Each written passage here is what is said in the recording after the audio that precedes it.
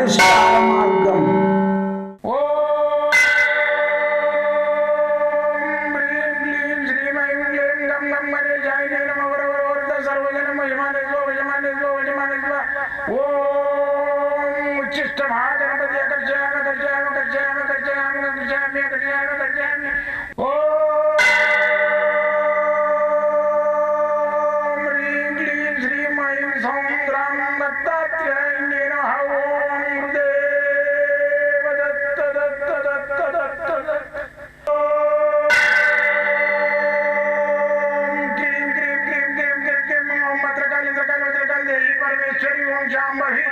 सर्वदिन मोचमाने स्वजमाने स्वजमाने स्वम मत्रकाली मत्रकाली मत्रकाली देवी परमेश्वरी ओम शांभवी अकर्षयामि अकर्षयामि अकर्षयामि अकर्षयामि अकर्षयामि चट चट चट चट चट ज्वाल ज्वाल ज्वाल नरसिंहाय लक्ष्मी नरसिंहाय अकर्षयामि अकर्षयामि अकर्षयामि ओम चट चट चट चट चट चट चट ओम चट चट चट चट चट ओम चट चट चट चट ज्वाल ज्वाल ज्वाल ज्वाल नरसिंहाय लक्ष्मी नरसिंहाय अकर्षयामि अकर्षयामि अकर्षयामि अकर्षयामि अकर्षयामि अकर्षयामि राजाधिराज योगिराज परब्रह्म सद्गुरु सच्चिदानंद साईनाथ महाराज ओम गुरुदेव दत्त दत्त दत्त दत्त दत्त ओम मातृदेवो भव ओम पितृदेवो भव ओम आचार्य देवो भव ओम गुरुदेव दत्त दत्त दत्त दत्त दत्त ఓం గురుదేవ దత్త దత్త దత్త దత్త. నేను మీ సాయి దత్తానందను, మంత్ర తంత్ర యంత్ర రుద్రాక్ష మూలికా శాస్త్రజ్ఞుని. వాస్తుంద యాని బుటకాలు ఈ నాస్తికులు ప్రబలే ఈ యొక్క సమయంలో నేను ఈ శాస్త్రాలను అంతరించకుండా మంత్రశాస్త్రము, యంత్రశాస్త్రము, రుద్రాక్ష శాస్త్రము, మూలికా శాస్త్రము ఇవన్నీ శాస్త్రాలు ఏవైతున్నాయో అంతరించిపోతున్నాయి. దానికి తోడు ఈ నాస్తికులు కొడుకులు వచ్చారు కొందరు. ఈ నాస్తిక కొడుకులు ఏం చేస్తారు? దేవుడు లేడు, వైద్యం లేదు, ఏం చెట్లు తింటారు, యజ్ఞాలు ఏం చేస్తారు, అలా అన్ని పండ్లు పొలాలు పోసి నెయ్యి పోసి తేనె పోసి ఇవన్నీ పిడదారి పట్టించే నాస్తికత్వం ప్రబలుతున్నది. ఇది మన యొక్క తరం అయిపోయింది. మళ్ళీ మన పిల్లల తరం కాకుండా చూసుకోవాలి. అయితే అందుకని ఏం చేయాలి? రాముడు ఎవరు, కృష్ణుడు ఎవరు, మన ఆయుర్వేదం ఏంది, మన యజ్ఞయాగాదులు ఏంది, మన పండుగలు ఎందుకు చేస్తాం, మన పండుగలు ఏంది, హిందూ సాంప్రదాయం ఏంది, ఇది బోధ గురువులు చెప్పాలంటే స్కూళ్ళల్లో చెప్పాలి. చెప్తలేరు. అది పాఠ్య పుస్తకాలలో కూడా ఏది ఉంటలేదు. అందుకని చెప్పేసి మనము ఈ యొక్క సాంప్రదాయం అంతరించొద్దంటే మనం ఈ యూట్యూబ్ కానీ టీవీలు కానీ సినిమాలు కానీ ఈ మీడియాల ద్వారా అందించాలి పిల్లలకు. అయితే ఈ యొక్క భూతం ఉందా, దయ్యం ఉందా, లేదు అంటాడు. మరి ప్రాణం పోయినా కానీ ప్రాణం ఎక్కడ పోతుందిరా? ఈ ప్రాణం ఏమవుతుందంటే ఇంకో బాడీని వెతుకుతుంటుంది, ఆడ కానీ మగ కానీ. అని కర్మానుసారం మంచి ఉన్నత స్థితి ఉన్న ఫ్యామిలీలో బాడీ దొరకవచ్చు. డెలివరీ కాగానే దాని లోపలికి ఎంటర్ అవుతుంది.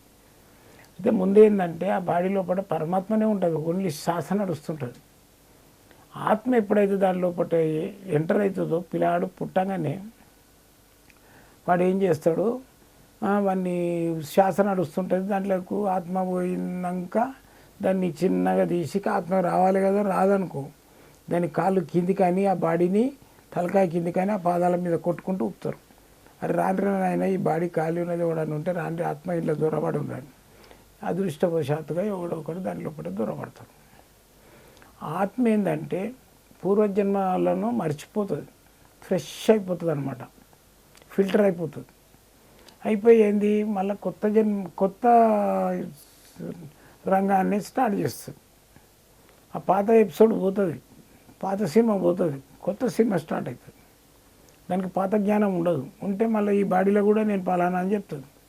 ఎవడో లక్షలల్లో ఒక్కడు అట్లా పుడతాడు, వానికి ఈ పూర్వజన్మ జ్ఞానం కూడా ఉంటుంది. అట్లా జరిగినాయి కొన్ని. అయితే దాంట్లో ఎంటర్ కాగానే కొడుతుంటారు కదా, కాళ్ళ మీద కొట్టి ఊపుతుంటారు కదా, క్యాయ్ క్యాయ్ క్యాయ్ క్యాయ్. ఈ క్యాయ్ పదం అనేది సంస్కృతంలో ఉంది, హిందీలో ఉన్నది. దీన్ని ఈ క్యాయ్ అనేది కెవ్వు మని కేక్ అంటారు చూడు, క్యో క్యో క్యో అనేది, క్యో అంటే ఎందుకు, క్యా అంటే ఏంది, క్యా అంటే ఏంది, కెవ్వు అంటే కెవ్వు అంటే ఎందుకు. కెవ్వు అని ఉంటుంది శిశువు, కెవ్వు కెవ్వు కెవ్వు అంటుంది, లే క్యా క్యా క్యా అంటుంది ఏడ్చేటప్పుడు. అప్పుడు దానికి ఆ శరీరం లోపలికి, బాడీ లోపలికి ఎప్పుడైతే ఈ ఆత్మ ఎంటర్ అవుతుందో అప్పుడు దానికి కాళ్ళ మీద కొడుతుంటే క్యవు క్యవు అంటే ఎందుకు ఎందుకు, క్యా క్యా ఏంది ఏంది అని అడుగుతుంటుంది. అప్పుడు దానికి ముఖం మీద తీసి కలి అనేది, అన్నం కడిగిన తర్వాత నీళ్ళు ఉంటాయి కదా, అది తీసి గుంజి కొడతారు ముఖానికి. అప్పుడు ఈ కలి మాయ అనే దాంట్లో పడిపోతాడు. ఈ కెవ్వు క్యా అనేది అనడిగా ఉంగో ఉక్కు, ఉంగో ఉక్కు అంటే ఉంగు, ఉక్కు అంటే ఉక్కు అంటే ఆయనకి ఇంత తిండి ఉక్కు పెట్టమన్నట్టు, ఉంగు అంటే పాలు ఇవ్వమన్నట్టు. ఆ జ్ఞానం మర్చిపోతాడు. పుట్టగానే మాత్రం జరుగుతుంది ఉండి కెవ్వు క్యా క్యా కెవ్ క్యా అంటాడు, 2 అక్షరాలు అంటాడు. ఇక అంత మర్చిపోతాడు. ఈ జీవితం అనేది ఏంటంటే ఇది ఒక మాయ. ఈ మాయ లాంటి జీవితంలో మనము ఈ శరీరం అనేదాన్ని కాపాడుకోవాలి. ఈ శరీరం అనేది ఏంది, ఒక ఆత్మను పరమాత్మను దీని లోపల ఒక బాక్స్ లోపల మనం భద్రపరుస్తున్నాం. ఇది భద్రపరచాలంటే ఈ శరీరము అనే బాక్సు ఖచ్చితంగా మంచిగా ఉండాలి. లేకుంటే దీనికి అడమైన తిండి పెట్టి, అడమైన తాగుడు తాగి, అడమైన బ్యాగాలు పిస్తాలు తిని ఇవన్నీ చేస్తే రోగాలు వస్తాయి. ఆ రోగాలు వచ్చి శరీరం పాడవుతుంది, శరీరం పాడై కిడ్నీలు పాడవుతాయి, కిడ్నీలు పాడయ్యి ఆ సిగరెట్ తాగి లోపల పెంక మాసినట్టు, పెంక మాసిపోతే ఎట్లుంటుంది, దానికి అంత బూడి పడుతుంది చూడు మసి, అట్లా మసినట్టు దుబ్బలు మసి పడతాయి, లోపల దుబ్బలు మసి పడతాయి, లివరు ఫంక్షనింగ్ బంద్ అవుతుంది. ఇది అడమైన తాగుడు, అడమైన తిండిట్లా. అందుకని ఏంటంటే ఈ శరీరాన్ని మనము ఆత్మ పరమాత్మను రెండింటినీ జాగ్రత్త పరచడానికి ఒక బాక్స్ లాగా ఉపయోగించుకోవాలి. ఉపయోగించుకున్నప్పుడే ఆ 2 మన బాడీలో పండుతుంది. ఆత్మ వెళ్ళిపోయిన తర్వాత పరమాత్మ చూస్తుంది, ఇంకా రాకపోయి ఎక్కడ పోయిండని.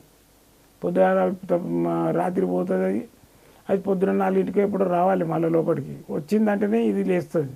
అది రాలేదు 2 రోజుల దాకా అంటే కోమకి వెళ్ళిపోతుంది. కోమ అంటే ఇక పరమాత్మ ఒకటే ఉంటుంది, ఆత్మ ఉండదు. కొన్ని రోజులు అయినాక చూసి పరమాత్మ కూడా వెళ్ళిపోతుంది. ఉట్టి బాడీ ఏం చేస్తారు, ఇది వాసనలు వేస్తుందని తీసుకుపోయి కాల్చిస్తారు. కాల్చినందుకు ఈయన ఒక పెద్ద మనిషి పోతాడు శ్మశానం కాడికి. ఎంతరా అంటే 5,000 అవుతాయి, 10,000 అవుతాయి. అంత లేదు, ఆడు గరీబోడు 5,000 ఇస్తా చూడండి.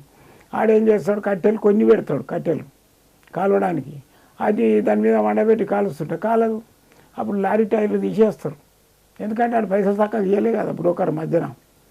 లారీ టైర్లు వేసి కాలుస్తుంది. ఎప్పటికైనా ఈ జీవితంలో శరీరాన్ని కాల్చేది. అందుకని ఏంటంటే అధిక ఆశ పోవద్దు. మనిషి ఉన్న దాంట్లో తృప్తి పడాలి. ఎక్కువ సంపాదించి ఏం చేస్తాం చెప్పండి. ఇప్పుడు రామోజీ గారు ఉన్నారు, రామోజీ ఫిలిం సీట్ కట్టించిండు, ప్రపంచంలో లేదు అది. ఆయన ఏమడి పోయిందా, ఆయన ఇక్కడ స్కూళ్ళు చేసిండంట. మళ్ళీ ఇప్పుడు అంతా మీడియాలో పెడతలేరు కానీ స్కూళ్ళు ఫ్రీ కట్టించిండంట. కొన్ని ఊర్లు కూడా ఆయన ఏం తీసుకున్నాడు, దాన్ని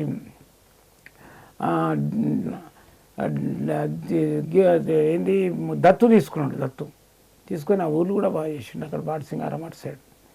అలాంటి మహానుభావులు వాళ్ళు ఎంబడేది పోదు.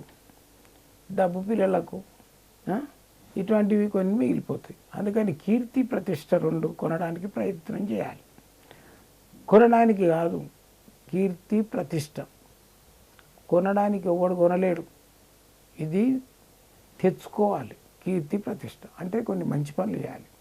నువ్వు రిటైర్డ్ అయినావు, నెలకు ఒక 50,000 పెన్షన్ వస్తుంది, నీకు 20,000 ఖర్చు అవుతుంది. 30,000 ఏం చేస్తావు, మూలకి దారం దాచిపెట్టి మనమలకు ఆయనకి ఇస్తావు. అట్లొద్దు. ఉస్మానియాకు పో, గాంధీ హాస్పిటల్ పో, ఇంకా కొన్ని ఆంధ్ర సైడ్ హాస్పిటల్లకు పో, కర్ణాటక హాస్పిటల్లకు పోయేసి అక్కడ పండ్లు పంచిపెట్టు, బ్రెడ్లు పంచిపెట్టు, పాలు పంచిపెట్టు.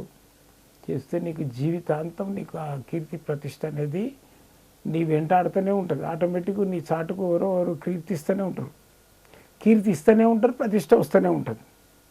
అది కావాలి. నేను చేసిన 4 బండ్లు కొన్నా, మా ఫ్రెండ్ గాడు ఇట్లుండే గరీబ్ గుండి ఇవాళ బాగా ఇట్లా తోపు అయిపోయాడు. ఎందుకు అనవసరం? నువ్వు తృప్తిగా ఉన్నంత నువ్వు భార్య పిల్లలతోటి తృప్తిగా 2 పూటల భోజనం చేసుకుంటుంటావు, వాడు ఉండడు. మరి అది చూస్తలేవే. మా దోస్తుగాడు, మా ఫ్రెండ్ గాడు కార్లెక్కి తిరుగుతున్నాడు, కోట్లకు కొన్నాడు అంటున్నాడు, కానీ వాడు ఇంటి లోపల ఎంత సుఖపడుతుండు, నీ అంత సుఖపడాడు. నువ్వు అదృష్టవంతుడు నువ్వే. మంచి తిను చెయ్యి, మంచిగా పిల్లలతో కూర్చొని తిను. పోయి తెల్లందాక 3 ఒకటే రాత్రి దాకా రోడ్ల పంట కూర్చొని తాగి చేసి భార్యను వచ్చి తిట్టి పిల్లలను కొట్టి అన్నీ చేయొద్దు, తప్పు. నీవు చనిపోయిన తర్వాత నీ భార్యను కూడా నీ బెడ్రూమ్లో పెట్టి ఒకరోజు అమ్మ నీ భర్త దగ్గర పండుకో, తెల్లారి మేము కాల్చేస్తాం, రేపు తీసుకుపోతాం, అంతిమ క్రియలు చేస్తాం అంటే నీ భార్య నీ దగ్గర పండుకుంటుందా?